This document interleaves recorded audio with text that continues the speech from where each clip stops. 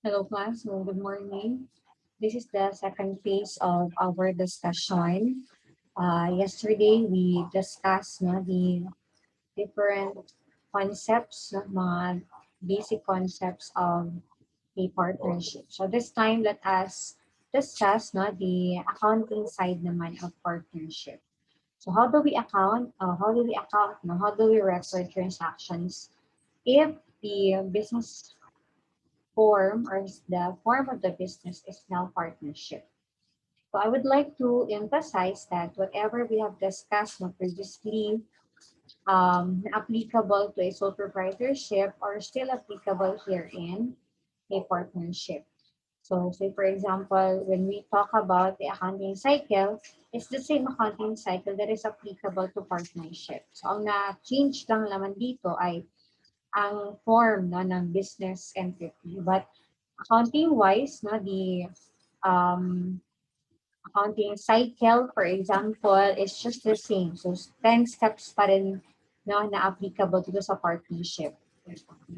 Actually, what is really unique with different forms of business organizations in terms of accounting lies in the fact that since iba na yung structure ng equity, nung capitalization, say for example, di ba, pag superproprietorship, isa lang yung owner. Pag partnership, two or more ang owners na. So kung corporation, marami na ding owners and different yung structure ng capitalization or yung capital structure ng um, isang corporation. So with that, I would like to say that the difference lang naman talaga ng accounting ng different forms of these organizations ay nasa accounting, nasa treatment sa iyaang equity section. Okay? So let us now proceed. As what I have pointed out also yesterday that we have four phases of the partnership. So ito yung apat na stages or phases sa life na isang partnership. So unang-una, of course, um, the day when you decided to establish a partnership. So that is the formation phase or the formation stage. Then, after formation, of course, mag-ooperate na yung entity. So dito naman sa operation, we are very after or what is the focus here is actually the division of profit. So, ang pag-divide ng profit ng partnership na among the partners. The next stage or phase would be the dissolution. So this time, this is when there is change na in the ownership of your partnership. So for example, one partner has been admitted to the partnership. So it will dissolve the old partnership. Or what if ang isang partner nag-retire or namatay. No? So that will dissolve the partnership. So again, hindi lahat ng dissolution will end up to stopping or stoppage of the business, but lahat ng pag-stop ng business or lahat ng pag-discontinue ng operation ay nagsa-start ng dissolution. Okay, so the last phase of a partnership is this liquidation. So this is the time, when the partners will, a liquidating partner will wind up the affairs of the business. So pag sinabi natin, i-wind up kanya ang affairs ng business, um, lahat ng mga non-cash assets nila ay dapat i-realize nila. So, ibig sabihin, i-convert nila to cash and lahat ng utang nila ay babayaran na. So, it's a settlement of all the credits and pag may natira pa, then babayaran ng mga partners. Ultimately, mazi-zero out or maka-close na yung book ng partnership katapos ng liquidation process. So, again, what we will discuss here in Accounting 111 is only formation and operation. So others, itong dissolution, itong liquidation, is already discussed already sa higher na accounting. Okay, so let's start with formation. So under this partnership formation, there are three possible schemes or scenarios na pwedeng mangyari. So, pwedeng ang partnership is formed by individuals without existing businesses. So, for the first time, these individuals will venture into a business in the form of partnership. So, walang existing business. So, pwede naman na ang partnership is formed by individual or individuals with business and individual or individuals without business. So, ibig sabihin na isang party walang business, walang existing business, and the other party has an existing business. No? And the last one is that partnership can be formed by individuals with existing businesses. So, for example, same sila ng business or form or same sila ng nature and operations and they have decided to just combine their operations and form a partnership. So, dalawang existing businesses decided to form a partnership. So, those are the possible schemes or circumstances, scenarios na kailan or how a partnership can be formed.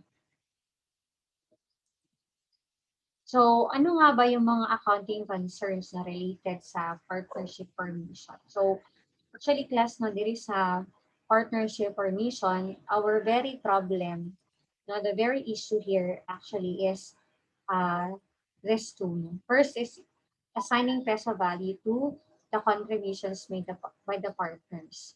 Or we term it as the measurement or valuation of the investments of the partners. So, this particular concern is the very heart of the partnership formation. So, another thing is ito, recording of the initial investment of the partners. Kasi naman, di ba, when you establish a partnership, of course, the partners will contribute. They will contribute money, they will contribute na property.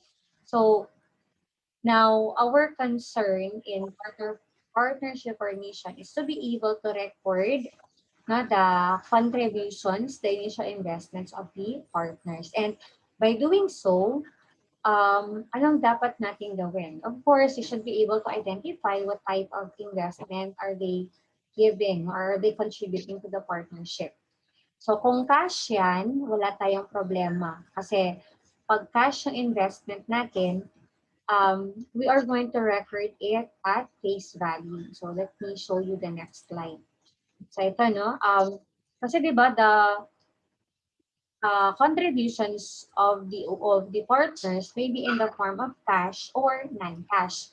So pwedeng ang non-cash will be in the form of land, building, machine, equipment, so inventory, or baka meron na siya existing business tapos ipapasalo na lang niya sa partnership ang kaniyang accounts receivable perhaps or mga assets na owned niya sa previous business niya. So ipapasa niya na lang doon sa partnership. So now, again, pag cash ang binigay ng partners, wala tayong masyadong problema because we are going to measure, we're going to assign value to your cash based on its face value. So meaning what you see is what you get. Pag sinabing nag-contribute ng 100,000 na cash, then you're going to record it at 100,000. So you record cash at 100,000 and you credit the capital account or the equity account of the partner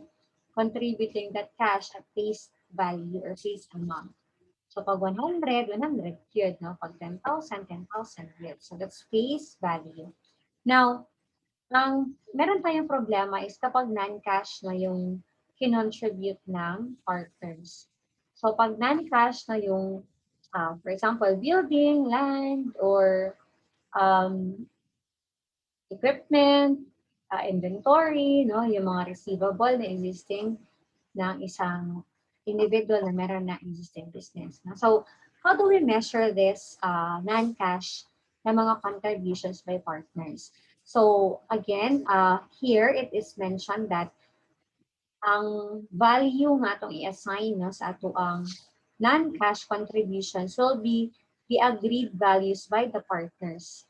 So, ibig sabihin, there is, no, since partnership naman is based on agreement, so might as well the partners will also agree as to how much will be the assigned value or how much a particular non-cash asset na kinontribute ng isang partner, no, kung magkano ang kanyang value. So, it will be agreed by the partners. Now, if, for example, there's no agreed values by the partners, so hindi sila nakapag-assign ng value, no, wala silang na-agreehan, then doon na papasok yung fair market value. So, ibig sabihin, class, no, priority natin, agreed values by the partners. And in case walang na-agreehan na value, no, walang agreement, then we refer to the fair market value of um, the non-cash asset or the non-cash contribution, no, by the partners. So just take note that pag fair market value ang ginamit, the fair market value to be used is that fair market value at the time or the date of transfer. No? So if it is different, no, from the carry amount, then the change or increase shall be considered as benefit of the contributing partner and neither the other partners nor the partnership. So, ang ibig sabihin lang nito, like, for example, no, ang land is valued at in the book of this partner with existing business na at 100,000.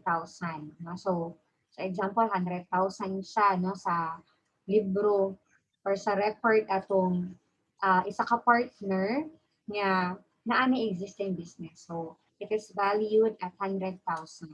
Now, say for example, during the time na nag-form of partnership and that partner decided to um, contribute that land no, to the partnership.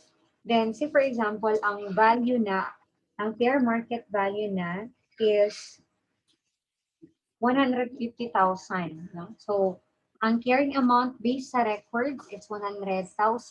Now, the fair market value is 150,000. Now, sino ba dapat ang maka-benefit ng 50,000 increase? So, dito klarong-klaro na sinabi that it should benefit no, the contributing partner.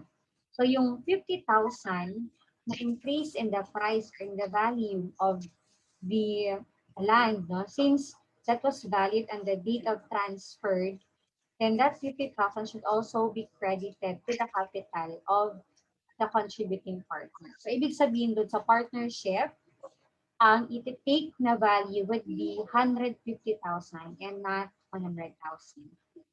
So I hope that is clear. So basically yun lang no ang pinaka concern or pinaka issue dito sa partnership formation. Then after that, of course, you have to record the contributions. So we will be discussing now no accounting for partnership formation. So as you have mentioned, accounting for partnership formation depends on the case or the scenario, no? Kung sino-sino yung nag-form ng partnership. So, say for example, if the individuals that form the partnership has no existing business, so this bullet one will apply. So,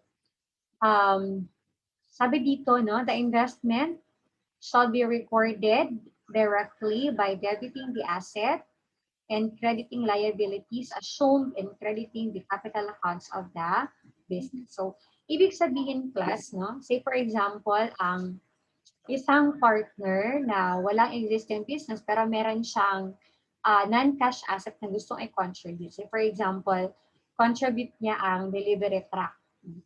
So, itong delivery truck na to, it has a cost of 500,000. Sa sample niya, 500,000 yung cost ng delivery truck.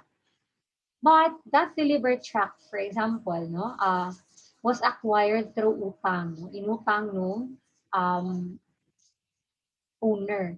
So, say for example, the balance of this delivery truck is 100,000. So, ang cost ng delivery truck ay 500,000. Pero meron siyang liability associated to that delivery truck na 100,000. Now, if we're going to refer that investment, no, or that contribution in the partnership, so magdedepende yan kung yung liability ba na 100,000 ay i-assume ng partnership or hindi i-assume ng partnership. So take note, pag in-assume no, ang liability ng partnership, then that liability should also be recorded in the books of the partnership. So say for example, no, in our case, sabi natin, delivery truck, 500,000, pero meron siyang loan no, or associated na balance na 100,000 utang. So if that 100,000 will be assumed by the partnership, what we're going to do is, pag-record natin sa contribution, magde-debit tayo ng delivery truck at 500,000. Magki-credit tayo ng loans payable or accounts payable as applicable amounting to 100,000. And then credit tayo ng, say for example, si Perez, ito, no, ang nag-contribute.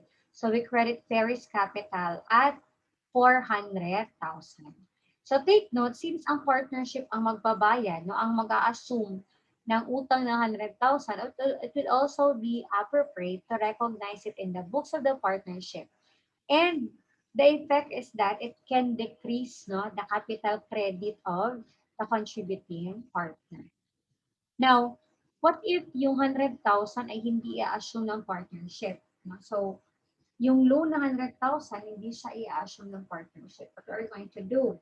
So, kung ganun, when you record your contribution, so what you're going to do is you debit your delivery truck at 700,000, and then you credit immediately Paris Capital at 500,000 din. So again, that is if the credit or the liability will not be assumed by the partnership, but rather it will be paid personally by the contributing partner. So pag ganun yung case, hindi mare-record yung liability no, in the books of the partnership. Kasi nga, ang magbabayad naman nun ay personal na ng contributing partner. Okay? So I hope that is clear. So second, no, yung second bullet, second case na naman, applicable yan kapag ang mga individuals na nag-form ng partnership ay meron ng existing business. So medyo marami-rami kang gagawin no? Pag meron ng existing business ang mga partners wannabe. Bakit? Because you still have to update no, the records, the books of the existing business of those partners no, or mga partners to be. So this will apply no, kapag meron talagang existing business. So that is regardless kung ang partnership ba ay i-form lang ng isang partner na meron ng existing business, tapos ang isang partner wala pang existing business. So, etong mga steps na ini-offer niya dito or present niya dito is applicable for those entities or for those partners na merong existing business. So, the same also if dalawa or both of the partners have existing business. So, mag-a-apply ito. As long as again, meron ng existing business. So, ano bang gagawin no, kapag meron existing business ng mga partners? So, what we have to do, class, no, is first to adjust the account. Ang ibig sabihin nito, na i-adjust natin yung books no, ng existing business of the partner. So, di ba, meron na siya existing na books or records. So, yung books or records of the partners na meron existing business, dapat i-adjust muna natin yung mga account balances doon to conform to what was agreed by the partners. Or, kung walang agreement, sa fair market value ng mga um, assets, no? Or liabilities or lahat na meron doon sa records ng existing business ng partner. Okay? So after adjusting the account, I'd like also to mention the no, that unlike doon sa ginawa natin adjusting entries no sa sole proprietorship, dito class kasi what we're after is that we want to update no the capital account balance of the partner. So that is why ang mga adjustments natin dito um, kapag ang adjustment no has something to do with income or expense no na mga accounts, then we will just use the capital account. No? So, ibig sabihin, no, we do not, say for example, kulang ka ng depreciation, no? Kulang yung depreciation na na-record or na na-report ng ng entity. So, ang gagawin mo, instead of debiting depreciation expense and credit accumulated depreciation, so what you're going to do is you use the capital account. No? So, bakit capital account ang gagamitin? This is simply because no, itong existing business ng partner na to is no longer going concern. Kasi nga, di ba, kaya natin ina-adjust ito, kasi gusto natin i-close siya para i-transfer sa new partnership. So, meaning, kasi hindi na mag-a-apply yung going concern concept. Kasi nga, ultimately, etong existing business na to, ay ika-close naman, no? The intention is to close it. Kaya natin ina-adjust para ma-close siya. So, if that's the case, then going concern is not applicable. So, with that, all of the adjustments na affecting the nominal accounts no, shall be debited or credited to the capital of the account, capital accounts of the partners. No? So, na-affected by the all of the adjustments. No? So, yun lang. And any changes in assets and contra asset accounts and recording adjustments, the account titles shall to be used is the contra asset account. So, I will just explain this later na kapag nandun na tayo sa problems. So, again, unang-una, mag-a-adjust tayo ng account balances ng existing books of the partners. And then second, i-close na natin yung accounts or yung books ng existing business ng partner. So after nating ma-adjust, after nating ma-close, then we can now record the assets, no, yung mga adjusted na, no, yung mga assets or mga balances no, from the prior business to the partnership books. So, bali itong number 3, parang i-record na natin yung contribution ng partner sa partnership. Okay? So, let us proceed to the next slide. Okay. So, let's have the illustration. No? Illustration tayo dito. So, we have here illustration pertaining to a partnership formed by individuals without existing business. Okay? So, this is the problem. So, Mr. Gonzalvo and Miss Farah formed a partnership.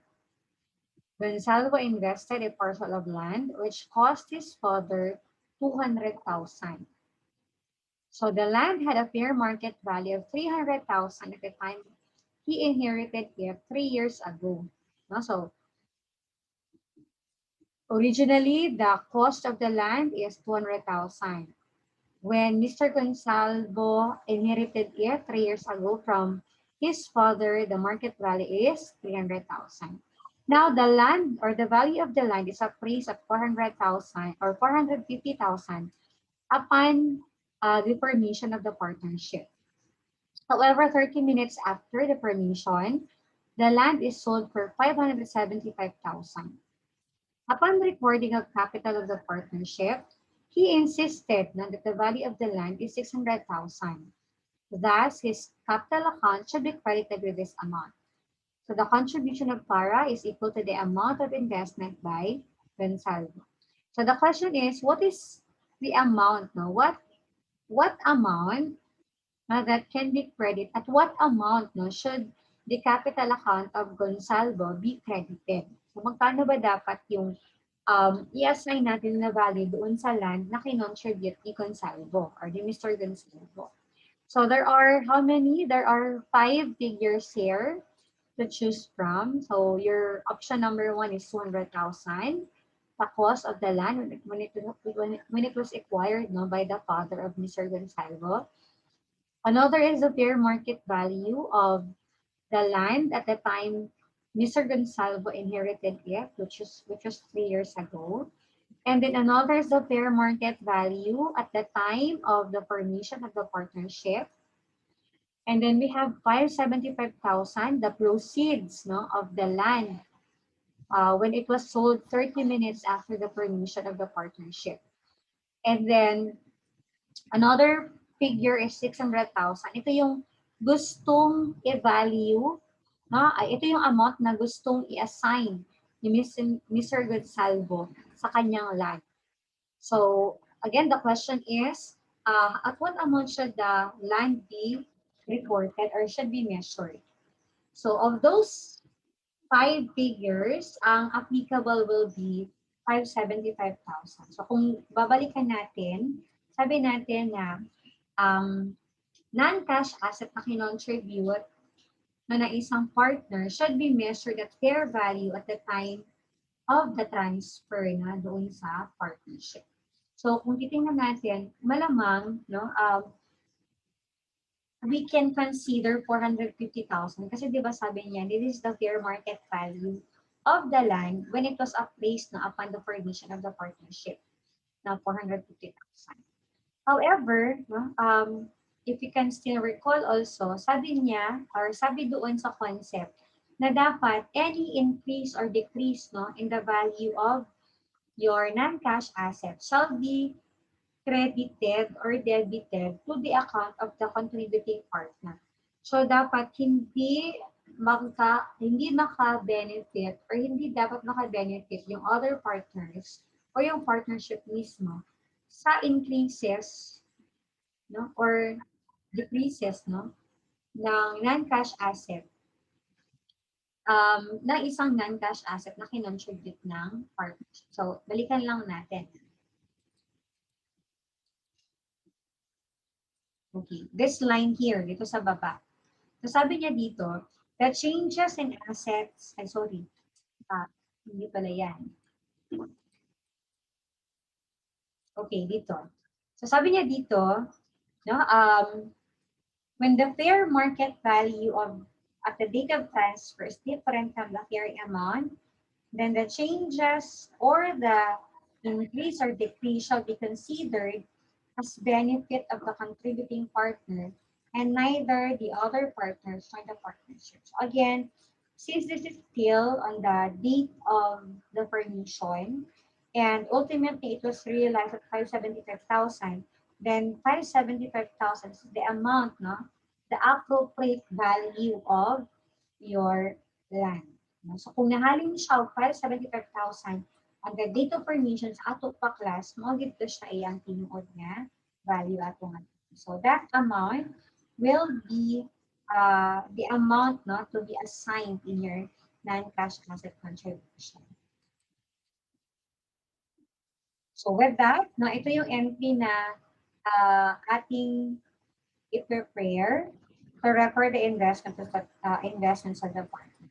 So yung debit land at 575,000, yung contribution ni Gonzalo, and yung debit cash, no, yung contribution ni Para, kasi sabi niya mag-contribute si Para ng amount equal to the investment ng Gonzalo. So, since 575,000 yung investment ni Gonzalo, so yun na din yung ating, yun na din yung i-contribute na amount ni Para. So, then yung credit to capital account of Gonzalo and Para. So that is again applicable or an illustration related to a partnership formed by individuals without existing business. Okay?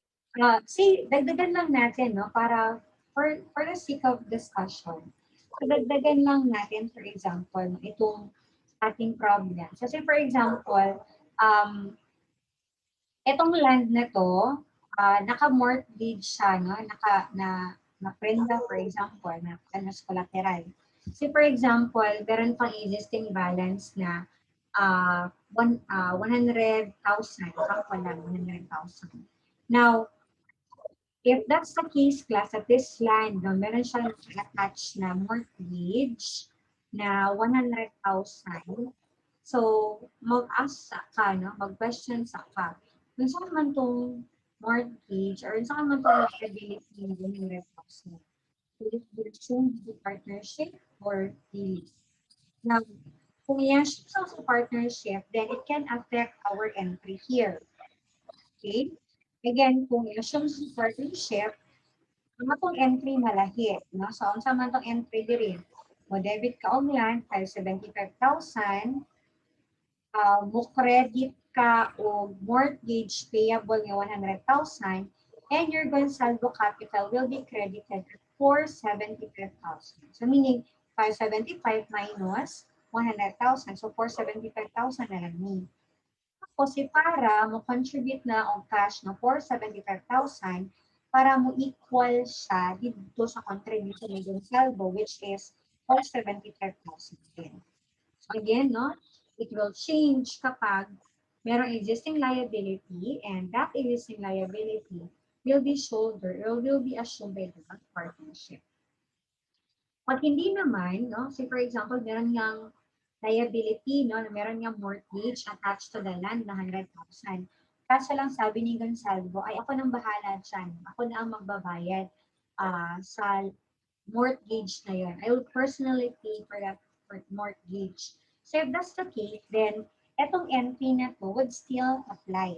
Ito pa rin yung entry natin. Again, kapag that mortgage will not be assumed by the partnership. So I hope that is clear. Okay, so next problem tayo. So ito naman, this is a problem no, wherein a partnership is formed, no, by individuals with existing business. So ito, no, si Calao tsaka si Borromeo.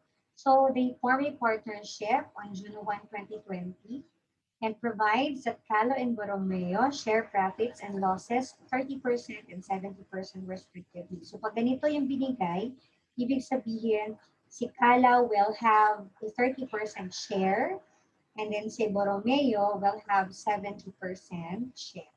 So, is arranged, no? As mentioned, arranged as mentioned. So 30 for Calao, 70% for Borromeo. With each contributing the following assets. Ito yung mga contributions ni Calao, ito rin yung contributions ni Borromeo. So, based on the given information, no, we can assume that Calao and Borromeo has or have existing businesses already. So ito yung records ni Calao, ito naman yung existing records ni Borromeo. So ito yung agreement nila. They provide 3% allowance for uncollectible accounts for accounts receivable. So take note dito, di ba wala siyang allowance for doubtful accounts or estimate uncollectible accounts. So sabi, dapat mag-provide sila ng 3% allowance. So, dapat atin niyang ma-reflect, no? Ma-adjust natin ito. What else? The fair value of the building is 220,000. So, you look at the building. So, the building should be valued only at 220,000. So, ibig sabihin, magde-decrease siya na by 5,000. And then, your furniture mo, na 10,000, dapat maging 13,000. So from 10, nag-increase siya by 3,000. Okay? Now, what are we going to do? So ano bang gagawin natin? No? So, in this case, class, no, what are we going to do? So sabi doon, the first thing that we have to do is we adjust the books of the partners with existing business. After that, you close their books. And then lastly, you have to record the investment, the contributions in the books of the partnership. Okay, so let's have the solution. So we have here the we have here the entries, no, pertaining first to the books of Calao, then the books of Borromeo, kasi separate man yan, di ba? Separate yung records ni Calao, separate din yung records ni Borromeo. And then, of course, nag-open sila ng bagong books, na itong books ng partnership. So, separate din ito. So, itong tatlong records na to, no, is to be recorded in different books. So, ito books ni Calao, books ni Borromeo, and then books of the partnership. So, as mentioned, in the books of the existing partner, what you have to do is you adjust muna the books based on what was agreed. So, sabi niya, ang ano daw is mag-record daw sila o uncollectible accounts na 3%. Nasa balikan lang nato. Sa diri, ang kay Kalaw, na siya 90,000 na, na siya 90,000 na accounts receivable. So, kung kuon na to ang 3% ana, 90,000 times 3%, so you'll have 2,700. So, kung sa usual natin nilang adjusting entry, di ba atong entry ani kay mag-debit tag uncollectible accounts expense na 2,700, tapos mag-credit ta og allowance for uncollectible accounts or estimated uncollectible accounts at 2,700. So, since na-mention nato kaganina class nga, kung dili nga adjustment manggod, dili naman siya going concern. So sa ato pa, ang mga adjustments diri pertaining to temporary or nominal account or specifically for expense and income accounts, dapat imo na siyang ilisdan og capital accounts. So sa ato pa, instead of debiting uncollectible accounts expense, ang may tabo diri i-debit nato ang Calao capital at 2,700. Tapos yung partner is estimated uncollectible accounts at 2,700. So that's one, no? So diri sa to ang solution, iyahan na iyahan ng i-compound, no? Pero pwede po na to nga dili ni compound entry, pwede na to isa-isahon. So for the first ni adjustment, atong entry is debit ta Calao capital 2,700, credit estimated uncollectible accounts 2,700. So isa na siya. Another adjustment for Calao is katong sa furniture and fixtures. Yun siya ang 10,000, dapat daw 13,000 na. So there is increase in asset, no? So kaya nag-increase ang asset, of course, increase po na po ang equity, no? Or itong capital accounts. So may entry na to, ana. So mo debit ang furniture and fixtures nga 3,000 for the difference and mo credit ta og capital account or Calao capital at 3,000. So muna din ni no the debit siya furniture and fixtures na 3,000, then mo credit siya Calao capital na 3,000 po. Now, kini yung gibuhat diri gi-compound entry na lang niya, no? Gi-compound entry na lang, isa na lang niya tanan. So, ang iyang gibuhat, instead ginagbuhat siya duha ka adjusting entry, gi-compound isa na lang niya. So what was done here is that, di ba, ang kanang estimated and collectible account, this is a permanent account. So i-reflect din na siya dira na siya credit niya 2,700. Ang furniture and fixtures po, di ba, din saka man siya og 3,000. So gi-debit siya at 3,000. So, suma total, no, ang net effect di ay sa mga adjustments is that nag-increase ang capital ni Calao og 300 pesos. At sa gikan, una katong ninggamay og 27 tungod sa doubtful accounts or uncollectible accounts na ni-recognize. And then, yung dako og 3,000 tungod sa furniture and fixtures niya ni-increase, no, in that amount. So, suma total, ang net increase is 300 pesos. So, meaning, credit na to 300 pesos ang Calao capital. So, kung gidali ninyo class, so inyo siyang gi-compound, pwede ra nga ang difference ani mo na to siya balancing figure. No? Balancing figure siya. So, after that, pag mo na to adjust sa books ni Calao, no, ato na siyang i-close. So, may i-close na to. So, katong mga kani, di ba? Kani. So, unsay balance niya? Cash, 30,000. Accounts receivable, 90,000.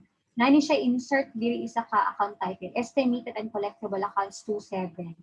Inventory, 17,000. Machine, kana 25. Furniture and fixtures, minimum 13,000. So, kung ato ang tanawon, no, what we're going to do here is actually, we just close the book. So, we debit the credits and credit the debits. So, we credit na itong mga tanang debits. So, kaning gipanggamit niya din, ito na yung mga adjusted balances after all of the adjustments made, no, in the books of accounts. So, for example, ang cash, lang ito na change. AR, 90 gihapon, wala na change ang inventory, wala na change ang machinery and equipment. Pero na change ang furniture and fixtures. No? So, because of this adjustment, ang imo ang 10,000, ang imong 13,000. So, katong 13,000 mo to siya i-close. Okay? Then, imo ang estimated and collectible account, can recognize mo kaana, so i-debit mo. And ang net na capital na karon, ang adjusted capital is 172,300. I hope that is clear. No? So, after this entry class, after any entry sa number 2, ang mahitabuan is ma-zero out na ang books ni Kalaw. So, wala na i-record si Kalaw. Kailan ang di-close itang books. Now, kay Borromeo na pwede. No? Kay Borromeo, mo ni ang mga, mo po di iya mga records, iya mga existing na sets. So, mo nila agreement. So, as accounts receivable niya ng 110,000, mag-estimate siya nga 3% ana is already doubtful of collection, no? Uncollectible account na. So, 3% of 110,000 and it's 3,300. So, muna yung entry dire. So, kung ato ni siyang isa-isa kon, ma-debit ang Borromeo capital at 3,300, then credit estimated and collectible account sa 3,300. Okay? Yung isa, yung building niya daw, from 225, dapat 220 na lang. So there's a decrease in the amount of 5,000, no? 5,000 ang decrease. So saan ito pag-record ang decrease niya? 5,000. So ingan siya, no? Basta ang account gali kay na kontra asset, ang mga adjustments klase paagi na doog kontra assets. Okay? So, muna yung entry diri, debit siya og Borromeo capital, 5,000, credit siya accumulated depreciation building ng 5,000. So, pag compound na niya karon, puros man credit si estimated and collectible accounts accumulated depreciations. Ato pa, nakuhaan ang capital ni Borromeo og 8,300. Okay? So, after the adjustments, again, you update the correct balances or the updated balances. If, for example, your cash would still be 70, your ER would still be 110, pero nana ni siya estimated and collectible accounts na 3,300. Your inventory is still 25,000. Machinery and equipment is still 75,000. Ang building mo class, take note ang atong adjustment ng wood, nag-credit ra tawag accumulated depreciation. So meaning, ang building account mismo, wala siya nahilabtan. 225,000 gihapon. Kaso lang na natay dagdag, na isa pa ka-account accumulated depreciation niya, 5,000. Okay? So based on that, nagbuhat pag-adjust closing entry. I-debit na to ang tanang naka-credits, no? So ang tanang credits kaning estimated and collectible accounts and tanang accumulated depreciation. Tapos i-credit na to tanang debits, no? Kani siya ng mga balanse. So take note again, building is credited at 225,000 kasi based doon sa ating adjusting entry, wala man tanang hilabot sa building account. And then, ang updated din ng Borromeo capital is 496,700. Okay? So, muna na siya closing sa books ni Borromeo. So, after this entry number 2, ma-zero out na natanan ang balanse ni Borromeo. Okay? So, kung close na ang books ni Calaw, close na ang books ni Borromeo, pwede na tayo mo-record sa ato ang partnership na books. So, ang gibuhat kihapon diri is gi-compound kihapon ni, gi-compound lang niya, no? Gi-isa niya. Pero pwede po niya isa-isahon niyo pag-record. No, say for example, kami yun tag isa-isahon na ito pag-record, bali, isa ka compound entry para kay Kalaw, isa pud ka entry para kay Borromeo. So duha ka buka ang entry para sa initial investment na or initial contribution. So kung isa-isa ko nato ni, no, kung atong tan-awon class sa books of partnership, pwede nato ni i-check lang sa books ni Kalaw. So for example, diri, balik taron lang pud nato kung unsay mga naka-credit diri, i-debit na nato din ni. Kung unsa ang mga naka-credit, naka-debit, i-credit na nato diri. So, for example, ani si sample lang, dili nato siya i-compound, no, kanang isa-isa ko nato pag-record ang contribution ni Kalaw o contribution ni Borromeo. So pag-record nato sa contribution ni Kalaw, ma-debit ta og cash nga 30,000, ER nga 90,000, inventory nga 17,000, machinery and equipment nga 25,000, furniture and fixtures nga 13,000. Then mag-credit tag estimated and collectible accounts na 2,700 and Kalaw capital nga 172,300. Okay? So, to record also the contribution of Borromeo, atong buhaton, debit tag cash 70,000, ER 110, inventory 25, machinery and equipment 75,000. Okay, take note of this, no? Kapag related, no, kapag itong asset na to, no, meron siyang related na accumulated depreciation, when you record it in the books of the partnership, pwede na nato siyang i-net out. So meaning ang building, pwede na nato i-record at 225 minus 5,000. So i-record na nato ang building at 220,000. Okay? So and then mo credit ta og estimated and collectible accounts na 3,300 and Borromeo capital at 496,700. So that's how you record, no, the contribution of Borromeo and Kalaw kung giisa-isa nimo siya. So dinhi sa ato ang gi-present, i-compound na lang siya, i-combined na lang. Okay? So gi-record niya example cash. Asa mo naging ka ng 100,000? There is just a total of the cash contributed by Kalaw and the cash contributed by Borromeo. 30,000 plus 70,000, we have 100,000. So manang naki 100,000 direct. Accounts receivable, you have 90,000 at saka 110,000, so you have 200,000. Your inventory, no, that is 17,000 plus 25,000, so you have 42,000. Machinery and equipment, you have 25,000 and 75,000, so you have 100,000. Building, you have, kani di ba, 220,000 na lang man ang i-report din. So 220,000 na lang siya. Furniture and fixtures, you have 13,000. Then credit estimated at collectible account 6,000. That's 27 plus 3,300. So manang natay 6,000. Okay, question din siya.